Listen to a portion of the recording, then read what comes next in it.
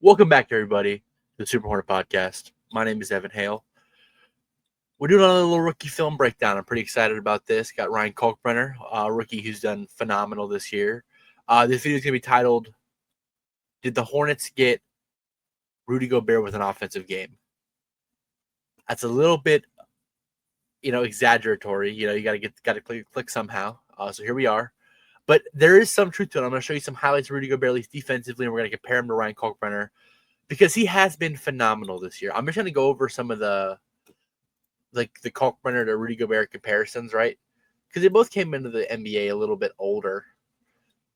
Ryan Kalkbrenner definitely a lot older. He was 24. Rudy was 21 when he got in the league. 22, he started getting real minutes. Rudy Gobert, his sophomore year, he only played 9.6 minutes per game. So he only averaged about 0.9 blocks a game.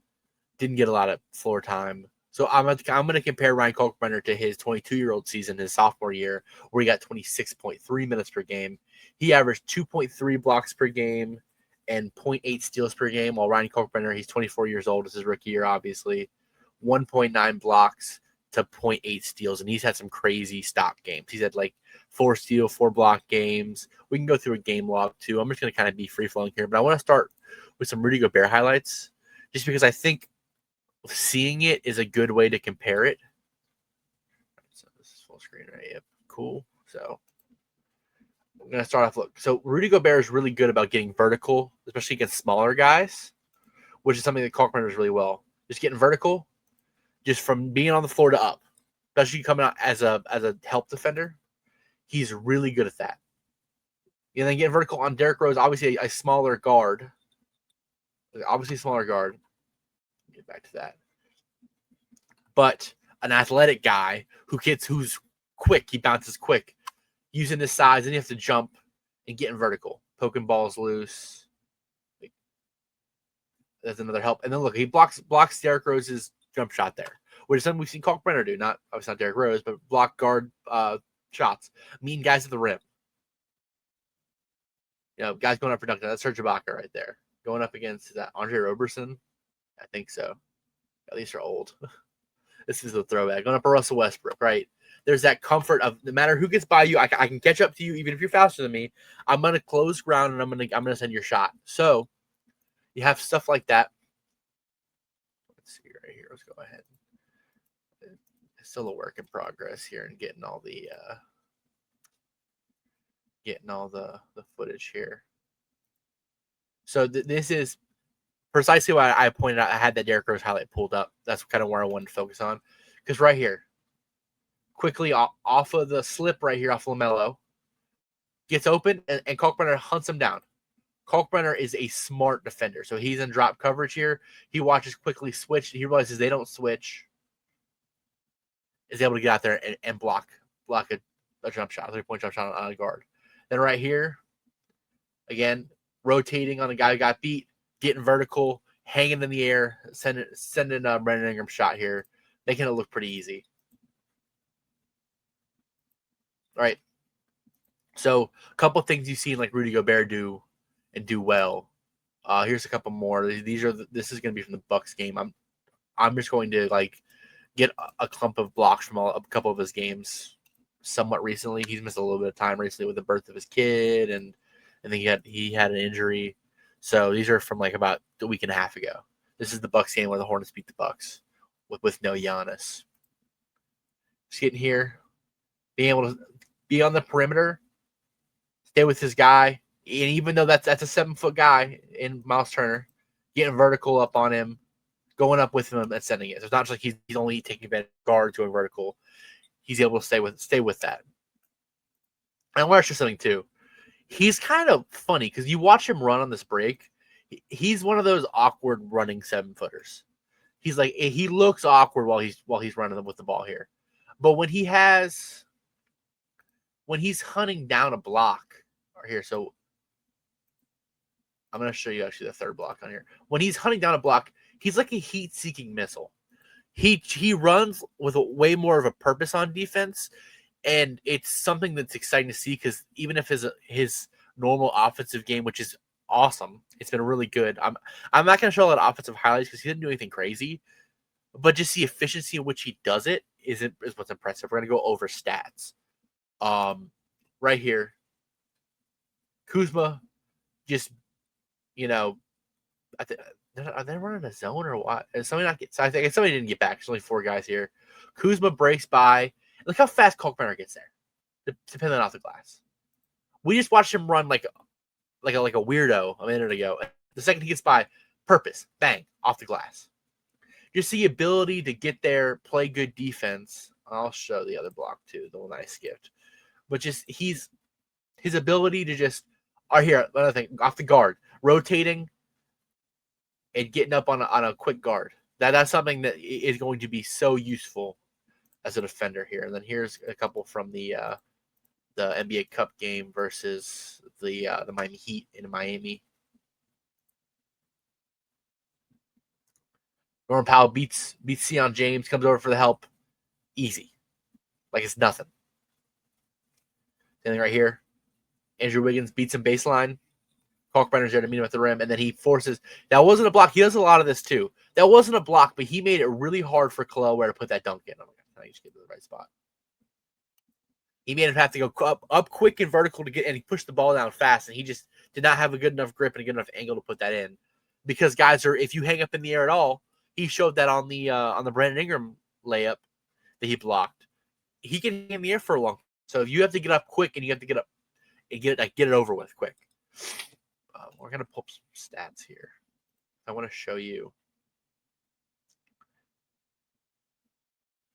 his stats on the year because they're just ridiculous. I didn't know. Listen, this is one of those things that I'm still learning how to actively do, trying to be a better content creator. Ryan Kalkbrenner right here. Ryan Thomas Kalkbrenner, shout out. 11 Ryan K. I like that. Let's see. Versus, but yeah, per game. 13, right? This is per game. This is per 36. I lied. Right here.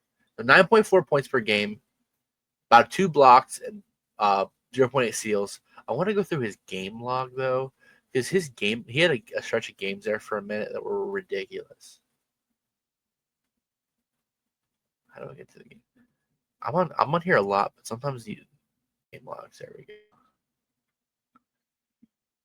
So we're gonna go sort of like a bunch of 4-block. He has 4 4-block games, 2 3-block games.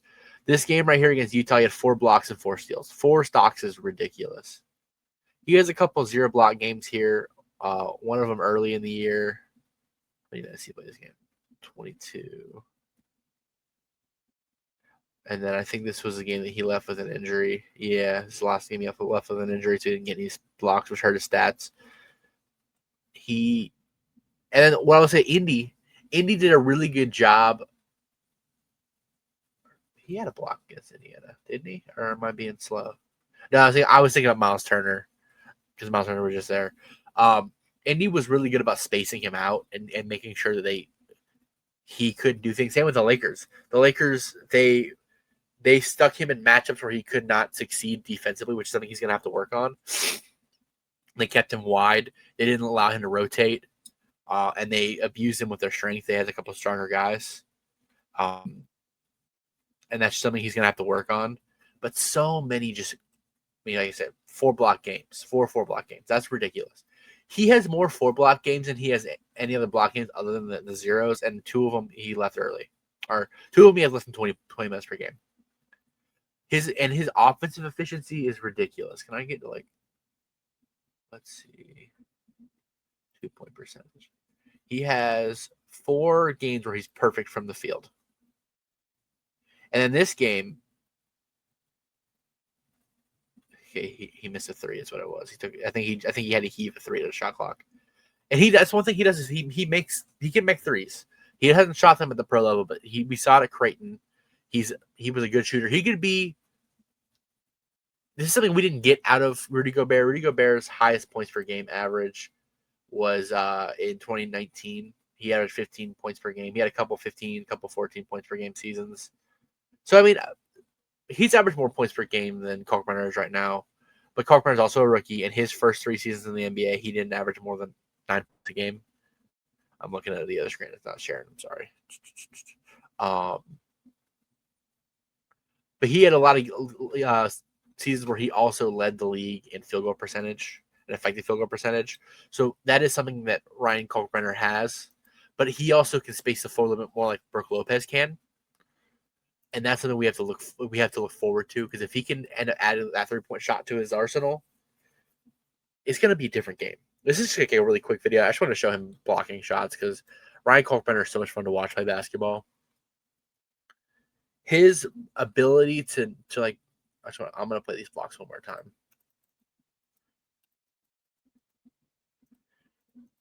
To recognize when the help is needed is something that I just know that Charles Lee loves. So this is obviously ISO. We're not going to look at this one.